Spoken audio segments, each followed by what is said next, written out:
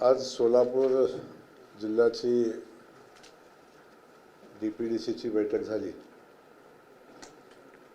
या बैठकीमध्ये जिल्ह्यासाठी 842 कोटी रुपयाचा जो आराखडा मंजूर झालेला होता, त्या आराखड्याच्या अनुषंगाने आज कामाचा आराखडा आजच्या बैठकीमध्ये मंजूर केला। जिल्ह्यातल्या अनेक विकास कामाच्या संदर्भात DPDCच्या बैठकीमध्ये चर्चाही झाली।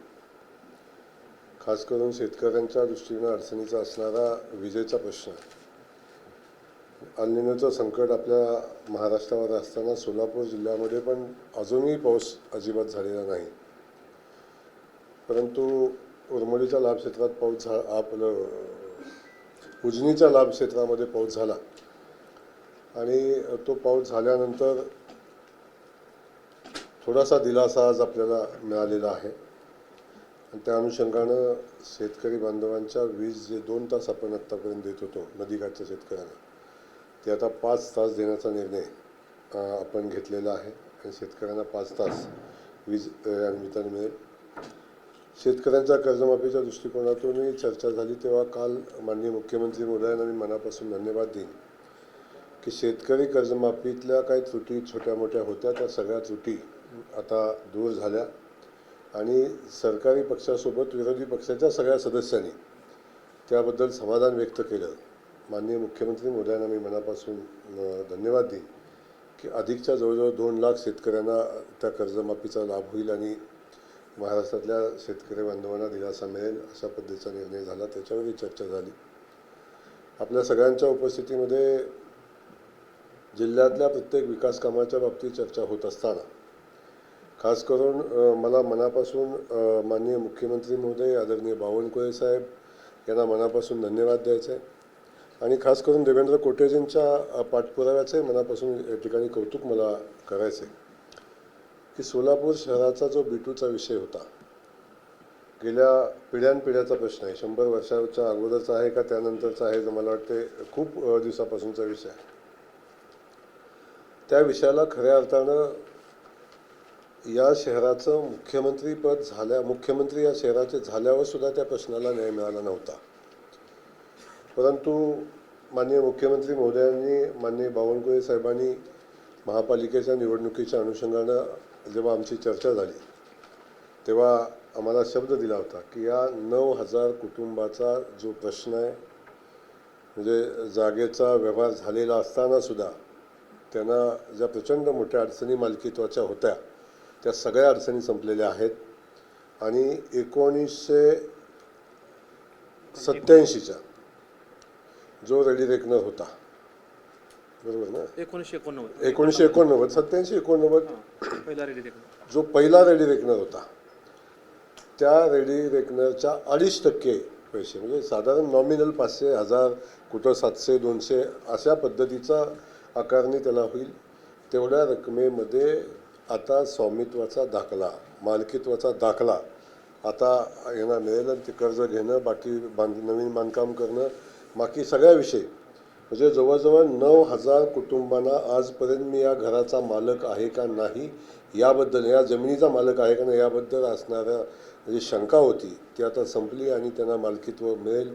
त्यासाठी कलेक्टर महोदयांना आणि आयुक्तांना माझ्या सूचना आहेत की आपण थोडंसं वारीतनं फ्री झाल्यानंतर, SIR मधनं फ्री झाल्यानंतर आपण त्याचे कॅम्प लावून हे काम पूर्णत्वाला नेण्याची आवश्यकता आहे।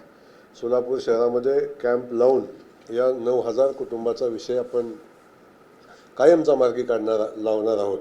तेव्हा अनेकांना चिंता होती की निवडणूक झाल्यानंतर आम्हाला आश्वासनांचा विसर पडला का, अशा पद्धतीचा होता। कारण पण आम्ही भारतीय जनता पक्षाचे आदरणीय देवेंद्र फडणवीस साहेबांचे कार्यकर्ते आहोत। जो शब्द या शहराला आम्ही दिलेला आहे तो प्रत्येक शब्द शहराचा आम्ही पूर्ण करू, त्याच्यामध्ये कुठली शंका ठेवायचं कारण नाही। IT पार्कच्या बाबतीतला जो विषय होता त्या संदर्भात, जागेच्या संदर्भात आमच्या पत्रकार महोदयांनी शंका कुशंका उपस्थित केलेल्या होत्या की नेमकं काय आहे। नेमकं मी सांगितलं होतं की ज्या ठिकाणी IT पार्कची जागा आम्ही मान्यता दिली त्याच ठिकाणी IT पार्क होईल। जलसंपदा खात्यानं त्या जागा हस्तांतरणाचं काम मला वाटते विनामूल्य पूर्ण केलेलं आहे। आता ती जागा IT पार्कसाठी मिळालेली आहे ती जागा विनामूल्य दिलेली आहे. मुख्यमंत्री मोदयांनी परवा जी बैठक झाली तेव्हा जलसंपदा खात्याला सूचना दिल्या होत्या, यासाठी कुठलंही मूल्य आकारू नका. त्यामुळे ती जागा आता IT पार्कसाठी हस्तांतरित झाली. त्यामुळे कुठलीही अडचण आता IT पार्कमध्ये येणार नाही. त्याच्या पुढची कारवाई आहे ती आता अनुषंगानं होईल. तो विषय मार्गी लागलेला आहे. विमानसेवेचा विषय सातत्यानं आपण चर्चा करतो की विमानसेवेच्या बाबतीतला विषय आहे. विजिबिलिटीच्या बाबतीतला क्लिअर विषय आहे की विमानतळाचे जे व्यवस्थापन आहे त्यांनी सांगितलेलं आहे की विजिबिलिटीची अडचण नाही. कंपनीनं स्वतःच्या फायद्यासाठी ती सेवा बंद केल्याचं निदर्शनास येतं. पहिल्या टप्प्यातली अशी परिस्थिती आहे. माननीय मुख्यमंत्री मोदयांच्याकडे तशी चर्चा झाली. विमान प्राधिकरणाचं काम आदरणीय दीपक कपूर साहेब बघतायत. त्यांना त्याच्या सूचना माननीय मुख्यमंत्री मोदयांनी दिलेल्या आहे. कंपनीला नोटीस काढलेला आहे. VGF आपण जे दिलेलं होतं कंपनीला व्हायबिलिटी गॅप फंडिंगसाठी आपण जी मान्यता दिली होती त्या गॅपच्या फंडिंगसाठी जी फाईल कंपनीची आली होती ती फाईल आपण थांबवून ठेवलेली आहे आणि कंपनीनं विमानसेवा चालू करावी अशा पद्धतीच्या सूचना दिलेल्या आहेत. त्या कंपनीनं जर विमानसेवा चालू करायला काय अडचणी केल्या तर पर्यायी व्यवस्था त्या कंपनीचं या ठिकाणचं विमान उड्डाणाचं जे त्यांना परवानगी दिली ती रद्द करून नवी विमानसेवा चालू करण्यासंदर्भात विचार भविष्यामध्ये करू. कंपनीला आम्ही तशा नोटीस कलेक्टर मोदयांना सांगितलं तर त्या नोटीस बहुतेक पोचल्या असतील. त्यामुळे तोही विषय काही अडचणीचा येणार नाही. खास करून मला पुन्हा आपल्या सगळ्यांना सांगताना आनंद होतो की सोलापूर शहराचा जो पाण्याचा प्रश्न होता त्या इंटरनल पाईपलाईनचा विषय होता. त्याचं टेंडर काढण्यातल्या जवळ बहुतांश त्रुटी ज्या होत्या त्या पूर्ण करण्यासाठी अजून 1 ते 1.5 महिन्याचा कालावधी लागेल आणि सगळ्या त्रुटी पूर्ण करून साधारण नोव्हेंबर एंडच्या आत संबंधित योजनेचं टेंडर काढण्यासंदर्भातल्या सूचना माननीय मुख्यमंत्री मोदयांनी दिलेल्या आहेत आणि त्यासाठी सन्माननीय सचिव मोदयांनी मुख्यमंत्री मोदयांना तसा शब्द दिला आहे की आम्ही त्या कालावधीच्या आत आम्ही टेंडर काढू. त्यामुळे तोही विषय बऱ्यापैकी आता मार्गी लागलेला आहे. आणि सगळ्यात महत्त्वाचा जो विषय होता की मी आल्यापासून उड्डाणपुलाचा विषय एकच विषयाला आम्ही न्याय देऊ शकलो नव्हतो. आपण त्याही विषयाला न्याय देण्यासंदर्भातली भूमिका माननीय मुख्यमंत्री म्हणून खास करून कलेक्टर मोदयांचं मी या ठिकाणी मनापासून कौतुक करेन की त्यांनी त्या जागेचे जे विषय होते ते सगळे विषय त्यांनी सोडवलेले आहेत. बहुतांश विषय आता जागेचे मार्गी लागलेले आहेत. त्यामुळं छोट्या मोठे 1-2 विषय राहिलेले आहेत. त्याही संदर्भात ती अडचण साधारण किती टक्के अडचण राहिली? 10% अडचण राहिलेली आहे. म्हणजे 70% जागा आता ताब्यात येण्यात काय अडचण नाही. त्यामुळे टेंडरची प्रक्रिया करून काम चालू करायला कुठलीही अडचण नाही. त्यामुळं लवकरच आता नव्यानं टेंडर करण्याच्या सूचना सन्माननीय मुख्यमंत्री मोदयांनी दिलेल्या आहेत आणि ते टेंडर होईल आणि आपल्या उड्डाणपुलाचंही काम या निमित्तानं चालू होईल. त्यामुळे सारखा जो आपल्याला प्रश्न पडलेला आहे की उड्डाणपुलाचा काय करणार, मी खरं तर सोलापूरच्या पत्रकारितेचंही मनापासून मी कौतुक करेन. कारण सातत्यानं या सोलापूर शहराचे ज्वलंत इश्यू आहेत ते सातत्यानं जिवंत ठेवण्याचं आणि त्याला मार्ग निघेपर्यंत लढाई करण्याचं काम आमच्या लोकप्रतिनिधीसोबत आमची मीडिया पण करते. याचंही मनापासून या ठिकाणी आपल्या सगळ्यांचं कौतुक करेन. बहुतांश विषय जे आहेत ते आता मार्गी लागत आहेत. पाऊस कमी आहे चालू वर्षी. काही गोष्टीची काळजी आपल्याला करायला लागेल. मी खास करून जिल्ह्यातल्या शेतकरी बांधवांना माझी हात जोडून विनंती राहील की बाबांनो शेतीच्या आपल्या सगळ्यावर खूप मोठं संकट अल निनोचं येईल अशी परिस्थिती आहे. अजून सोलापूर जिल्ह्यामध्ये पाऊस पडलेला नाही. भविष्यात अजून पावसाची अपेक्षा आपल्याला आहे. परंतु सद्यस्थितीत आपल्याला जी परिस्थिती आहे त्याला सामोरं जाण्यासाठी आपल्या मनाची मानसिकता आपली झाली पाहिजे. जे पाणी आहे ते जपून वापरलं पाहिजे. शेवटी शेवटच्या टप्प्यामध्ये पिण्याच्याही पाण्याचा प्रश्न निर्माण होणार आहे. त्यामुळं शेतीचा विषय महत्त्वाचा आहेच, त्यासोबत पिण्याच्या पाण्याचाही विषय महत्त्वाचा आहे. यासाठी पाण्याचा काटकसरीनं वापर करण्याची आवश्यकता आहे. ते सगळे मिळून सगळे शेतकरी बांधव करतील. जो शेतीच्या विजेचा प्रश्न आहे तो मलाही माहिती आहे. मी शेतकऱ्याचा मुलगा आहे. त्यामुळे शेतकऱ्यांची अडचण मला माहिती आहे. हातातोंडाला आलेलं पीक जेव्हा अडचणीत येतं तेव्हा त्याला काय वेदना होत्यात या सगळ्या शेतकरी बांधवांची मी क्षमा मागेन. परंतु परिस्थिती आणि वस्तुस्थिती आपण समजून घेतली पाहिजे. ती समजून घेतील अशा पद्धतीच्या भावना या निमित्तानं व्यक्त करतो आणि त्यांना विनंती करतो की आता 2 तासाची वीज आम्ही 5 तास करण्याच्या सूचना आजच दिलेल्या आहेत. उद्यापासून 5 तास किंवा आजपासूनच 5 तास वीज मिळेल. जर आणखीन पाऊस पडला तर मग रेग्युलर रुटीन आपल्याला वीज द्यायला अडचण येणार नाही. याही संदर्भात आपण कारवाई करू। त्यामुळे बहुतांश जे आपले विषय आहेत या अनुषंगाने आपण विषयाला न्याय देण्याचा प्रयत्न केलेला आहे। पुन्हा एकदा सांगतो की भारतीय जनता पक्षानं या सोलापूर शहराला, सोलापूर जिल्ह्याला जो शब्द दिलेला आहे तो प्रत्येक शब्द आम्ही वेळेत पूर्ण करू, याच्याबद्दल आपण निश्चिंत राहावं अशा पद्धतीच्या भावना या निमित्ताने व्यक्त करत असताना, दुसरा जो घरकुलाचा विषय होता त्याही घरकुलाच्या प्रश्नाला मुख्यमंत्री महोदयांनी न्याय देण्याची भूमिका घेतलेली आहे। तशा सूचना सन्माननीय सचिव महोदयांना दिलेल्या आहेत आणि SRAच्या धर्तीवर या शहरातल्या झोपडपट्टीचं पुनर्वसन कसं करता येईल याही संदर्भातल्या सूचना दिलेल्या आहेत। त्यामुळे मला वाटतं तोही विषय लवकरच आता मार्गी लागेल आणि या शहरातले जवळजवळ सगळे विषय संपतील। पुन्हा एकदा आपल्या सगळ्यांचं मनापासून धन्यवाद। आणि जिल्हा नियोजनानं जे विषय आज मंजूर केलेले आहेत त्या अनुषंगानं मला सांगायला आनंद दुसरा होतो की जिल्ह्यातला राज्यातला पहिला जिल्हा आहे की ज्याच्या मान्यता 100% आहेत, ज्याचे वर्क ऑर्डर 100% आहे, ज्याचा खर्च 100% आहे।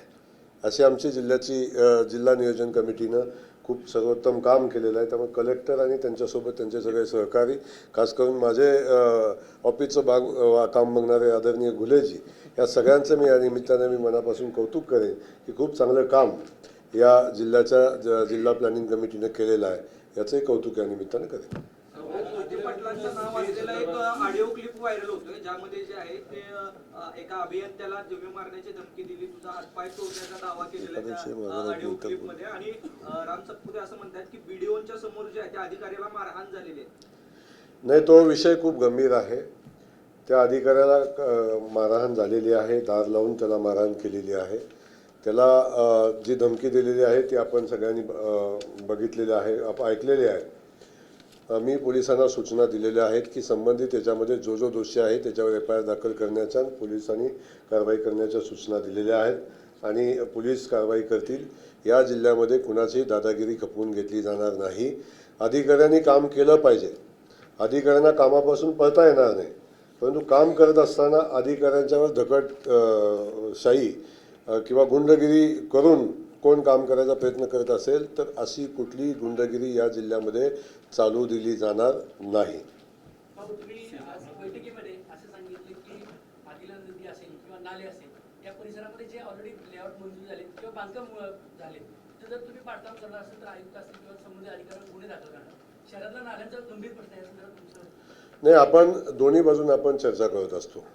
आम्ही आता परवानगी दिली तर तुम्ही म्हणणार का दिली याची चर्चा होईल, आम्ही नाही दिली तर मग लोकांची घरं का पाडताय, लोकांना का अडचणीत आणताय, लोकांना रस्त्यावर का आणताय याची चर्चा होईल। त्यामुळे एका प्रश्नाला दोन बाजू असतात। पण मी या ठिकाणी सांगेन, लेआउट मंजूर झाला असेल आणि तो नदीपात्रात असेल तो लेआउट रद्द करू, पण जे बांधकाम आहे ज्यांनी घरं बांधलेली आहेत ते जर त्या लाईनमध्ये आलं तर मात्र त्या घराचं संरक्षण आपल्याला करावं लागेल। त्यासाठी नाला नदी हा विषय बाजूला ठेवून संबंधित नाला वेळ पडली तर आपण त्याची खोदाई करू, त्याच्यामधून खोलीकरण करू, त्यातून जो विसर्ग आहे तो त्याच्यातून त्याला जागा कशी मिळेल याची काळजी घेऊ आणि त्या ठिकाणी बांधकामांचं संरक्षण करण्याची जबाबदारी शेवटी या शहराचे नागरिक, आमदार म्हणून, प्रतिनिधी म्हणून, मी पालकमंत्री म्हणून आमची जबाबदारी आहे की जनतेच्या हिताचं रक्षण करणं, लोकांच्या प्रॉपर्टीचं रक्षण करणं। पण एक आहे, आता इथून पुढे मात्र कुणालाही तिथे परवानगी दिली जाणार नाही। तो इथून पुढचा कुठलाही लेआउट मंजूर करत असताना, बांधकाम मंजूर करत असताना महापालिकेनं त्या बाबतीत काळजी घेतली पाहिजे, कलेक्टर महोदयांनी त्याच्या संदर्भात काळजी घेतलेली पाहिजे। पुन्हा प्रश्न निर्माण करायचे आणि पुन्हा ते प्रश्न घेऊन छातीवर यायचं असं जे काम चालू आहे ते आता कधीतरी थांबलं पाहिजे। त्यामुळं प्राप्त परिस्थितीमध्ये कुठाच्याही घराला धक्का लागू दिला जाणार नाही, सगळ्या घरांचं रक्षण आपण करू। वेळ पडली तर नदीचं किंवा नाला नदी जे काय असेल त्याचं खोलीकरण करू आणि त्यातून पाण्याला वाट करून देऊ। सीमावर्ती भागातील शेतकऱ्यांनी आता दुपारी निवेदन दिलं तुम्हाला, आम्हाला वीज वेळेवर मिळत नाही आहे, 8 तास वीज मागणी केली आहे, 2 तासच मिळते आहे, नंतर आम्ही 28 गावं जी आहेत ना कर्नाटकात जाऊ, आम्हाला परवानगी द्या म्हणून तुम्हाला निवेदन दिलं। मला वाटतं हा राजकीय विषय आहे। शेतकरी बांधव कुठला असला तरी तो आमचा शेतकरी आहे, त्याच्या प्रश्नाची सोडवणूक आम्ही केलीच पाहिजे, आमची जबाबदारी आहे। त्या जबाबदारीतून सरकार कधीही मागे राहणार नाही। माननीय मुख्यमंत्री महोदयांनी या सीमावर्ती भागाला न्याय देण्यासाठी जे काही करता येईल ते करायचा संकल्प केला आहे आणि आजपर्यंत केलं पण आहे. आताही मी सांगतो शेतकरी बांधवांना की बिलकुल काळजी करू नका. जे जे त्या भागात करणं अपेक्षित आहे ते सगळं आपण करतोय. तिथल्या शेतकरी बांधवांना वीजही आपण देतोय. फक्त माझी विनंती अशी आहे की प्रत्येक वेळी शेवटी संकट आपण बघितलं पाहिजे. दुष्काळाचं संकट फक्त महाराष्ट्रावर आलं असं नाही, ते कर्नाटकवर ते देशावर आहे. अल निनोचा इफेक्ट फक्त एकट्या सोलापूर जिल्ह्यावर आहे का सीमावर्ती भागात आहे का? तो सगळ्या ठिकाणी आहे. त्यामुळं आपण एक गोष्ट समजून घेतली पाहिजे की जी परिस्थिती निर्माण झालेली आहे नैसर्गिक आहे. अतिवृष्टी आली आपण सगळ्यांनी बघितलं. अतिवृष्टीमध्ये महाराष्ट्रामध्ये आजपर्यंतच्या इतिहासात एका जिल्ह्याला 874 कोटी रुपये कधी मिळाले होते? कधी नव्हते मिळाले. प्रत्येक अतिवृष्टीनं बाधित लोकांना मदत दिली, त्याचंही कौतुक झालं पाहिजे. त्यामुळे चांगलं काम करत असताना शेवटी एका दुसरी चूक होत असते. शेवटी माणूस म्हणून काम करताना चुका होत असतात. माझी सीमावर्ती भागातल्या शेतकरी बांधवांना माझी विनंती आहे की आपण प्रत्येक वेळी अशा गोष्टी करणं बरोबर नाही. आपल्या ज्या अडचणी आहेत त्या अडचणीला न्याय द्यायची भूमिका आम्ही घेऊ. त्यांच्या सीमावर्ती भागातल्या विजेचा प्रश्न आहे, त्याही भागाला विजेच्या प्रश्नाला आजच सांगितलं की 5 तास आम्ही वीज देतोय, त्याच्यामध्ये कुठली अडचण येणार नाही.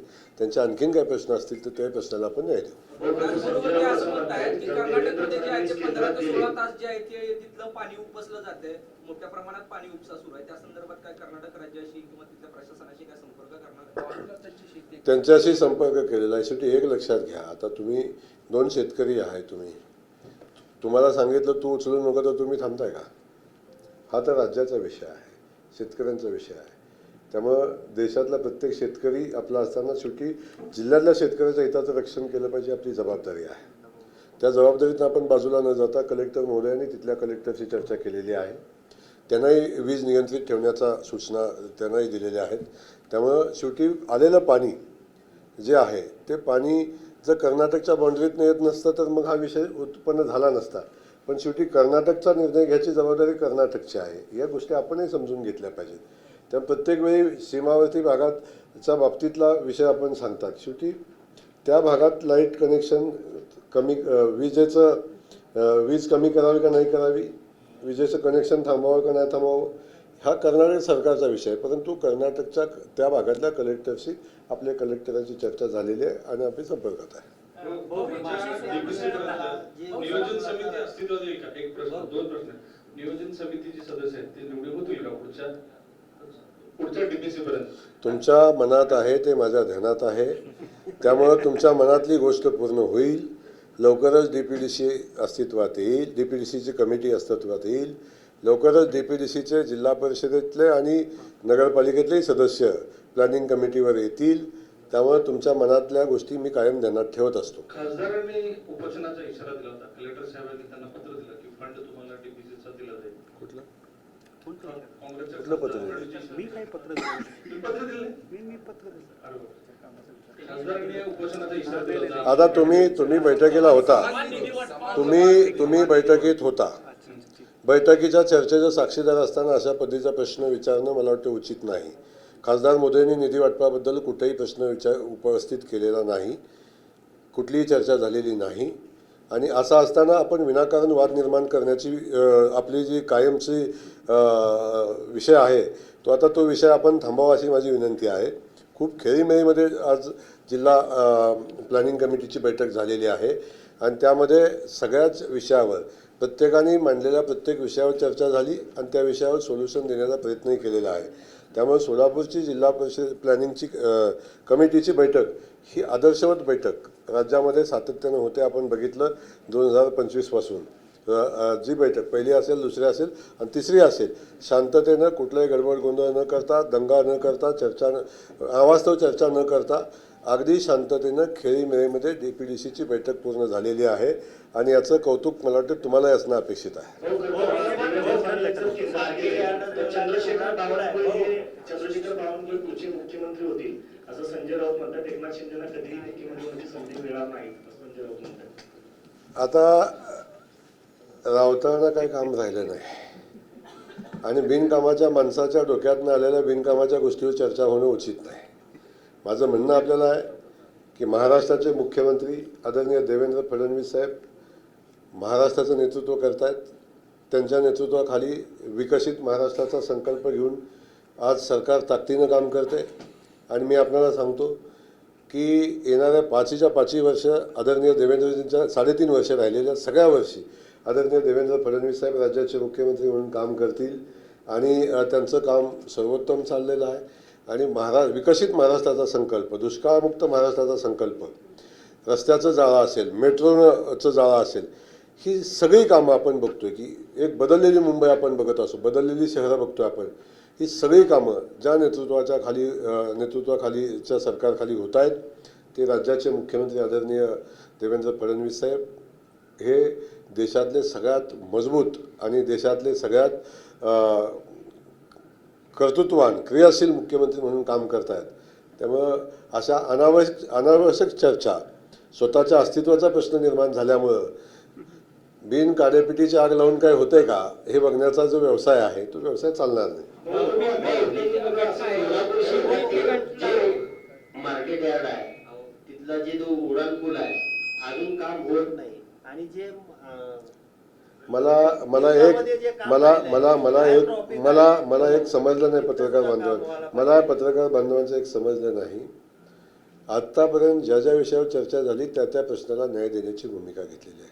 कधीतरी झालेल्या कामाबद्दल समाधान व्यक्त करून प्रेस कॉन्फरन्स संपली पाहिजे अशी माझी विनंती आहे. त्यामुळं तुम्ही जो विषय सांगितलेला आहे त्याचं तपासून बघू आणि काय अडचणी आहेत त्याच्यावर मार्ग काढू.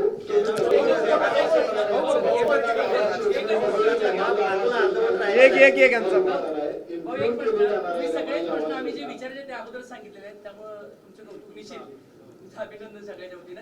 एक प्रश्न सोलापूर शहरातला अवैध धंद्याचा प्रश्न आहे. विधानसभेत 2 वेळा झाला आणि सोलापूर जे काही पोलीस खात्याची बदनामी होती या संदर्भात आपण वस्तुस्थिती काय जाणून घेतली का? नाही, बिलकुल मी वस्तुस्थिती जाणून घेतलंय. आपण आपल्या सगळ्यांना माहिती आहे की मी पहिल्या दिवसापासून वाळवा असेल किंवा अवैध धंद्याच्या बाबतीत माझी भूमिका आपल्याला माहिती आहे. तशा सूचना प्रशासनाला दिलेल्या आहेत. सातत्यानं त्याच्या संदर्भात चर्चा होते.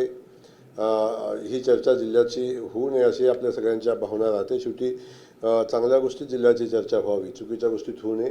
परंतु मी लवकरच येणाऱ्या 3, 4, 5, 6 दिवसामध्ये CP आणि आमचे SP यांच्यासोबत एक बैठक करेन आणि त्या बैठकीमध्ये या संदर्भातल्या ज्या माझ्याकडे आलेले इनपुट्स आहेत आणि बाकी ज्या काय कारवाई करायला लागतील त्या संदर्भात नक्की भूमिका घेऊ. फक्त कारवाई करायला लागल्यावर पुन्हा अनावश्यक कारवाई होत आहेत असं तुम्ही म्हणू नका, एवढीच माझी विनंती आहे. दुर्घटना झालेली आहे त्यात हर्षवर्धन सलगडाचं म्हणतात की मुख्यमंत्री आहेत ते पंचतारांकित हॉटेलमध्ये बसून या बाबतीतच्या मिटिंगा घेतात. कशा पद्धतीने वाटतं या कुठली दुर्घटना? मोशीमध्ये तिथे दुर्घटना झालेली आहे त्यात अजूनही कामगार अडकलेले आहेत. मात्र त्या ठिकाणी जाण्यापेक्षा मुख्यमंत्री पंचतारांकित हॉटेलमध्ये बसून बैठका घेत आहेत त्या संदर्भात अशी टीका केली हर्षवर्धन साहेब. ज्यांना टीका केली ते कचरा डेपोवर जाऊन कचरा काढण्याचं काम करतायत का? एक विषय क्लिअर आहे की कुठलीच दुर्घटना ही कधीच चांगली नसते आणि आपल्यासाठी भूषणाव कधीच नसते. त्या दुर्घटनेचा खेद तर व्यक्त केला आहे, त्यांना मदत केलेली आहे. पण शेवटी दुर्घटना घडून गेल्यानंतर तिथल्या लोकांना वाचवण्याचं काम मला शासन युद्ध पातळीवर करते. आमचे मंत्री तिथं त्या ठिकाणी, आमचे आमदार लोकप्रतिनिधी आमचे ठाण मांडून तिथं बसलेले आहेत. मुख्यमंत्र्यांनी जाऊन तिथं गेल्यानंतर वेगळं काय होणार आहे मला माहिती नाही. परंतु उलटं माझं म्हणणं आहे की प्रशासनाला काम करून दिलं पाहिजे. रेस्क्यू ऑपरेशनची टीम आहे तिला काम करू दिलं पाहिजे. उलटं नेते मंडळींनी तिथं कमीत कमी जावं की जेणेकरून त्या ठिकाणी प्रोटोकॉल आणि बाकीच्या सगळ्या गोष्टीमध्ये लोकांनी अडकून पडू नये याच पद्धतीची भूमिका असते. मुख्यमंत्री महोदय अख्ख्या राज्यातल्या सगळ्या स्थितीवर वॉरूममधनं काय सातत्यानं लक्ष देत असतात. आता आपण बघितलं असेल जेव्हा अतिवृष्टी झाली मागच्या 5-7 दिवसापूर्वी तेव्हा मुख्यमंत्री स्वतः 2-2, 3-3 तास वॉरूममध्ये बसून सगळ्या गोष्टीचा आढावा घेत होते आणि सगळ्या ठिकाणी कशी मदत करता येईल अशा पद्धतीचा प्रयत्न करत होते. त्यामुळं मुख्यमंत्री महोदयांनी कसं काम करावं हे बिनकामाच्या माणसाकडून ऐकण्याची आवश्यकता नाही. तुम्ही आता बैठकीमध्ये म्हणालात की पंतप्रधान आवास योजनेमध्ये रमाई आवास योजनेचं इन्क्लूड केलं जाणार आहे आणि त्या पद्धतीनंच पुढची कारवाई होईल आणि तसं उद्देश देखील ठेवला. तो कशा पद्धतीनं असेल आणि लोकांसमोर कधीपर्यंत? नाही, आपण बघतो की 30 लाख घरं मंजूर करत असताना सोलापूर जिल्ह्यासाठी आपण जवळजवळ माझ्या हिशोबानं 60,000च्या आसपास घरं सोलापूर जिल्ह्यासाठी आपण मंजूर केलेली आहेत. आणि त्यातली काही घरं ज्या वेगानं काम व्हायला पाहिजे होतं ते काम झालं नाही, मी खेद व्यक्त केलेलाच आहे त्या संदर्भात. त्या संदर्भात मी सूचना देऊन आता करतो, कारण मी जेव्हा त्याचा आढावा घेतला तेव्हा सोलापूर मागं आहे हे लक्षात आलेलं आहे. पुन्हा नव्यानं घराचा सर्वे करण्यासंदर्भातल्या सूचना दिल्या होत्या, तोही सर्वे कंप्लीट झालेला आहे. प्रत्येक बेघराला घर मिळालं पाहिजे ही भूमिका माननीय मोदीजींची आहे, आमच्या देवेंद्रजींची आहे. त्यामुळे मी मगाशी सविस्तर त्या विषयावर बोललोय. पुन्हा तेच रिपीट करण्याच्या अनुदानामध्ये काही वाढ असेल का? आणि काही अनुदानामध्ये, केंद्रीय अनुदानामध्ये राज्य सरकारनं 50,000 रुपयाची वाढ केलेली आहे.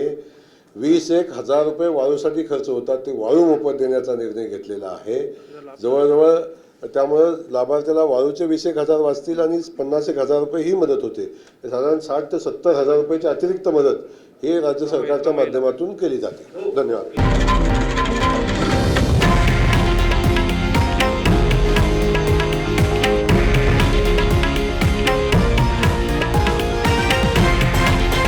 हे आहे देशातील नंबर 1 न्यूज नेटवर्क आणि आपण पाहत आहात TV9 मराठी, एकमेव.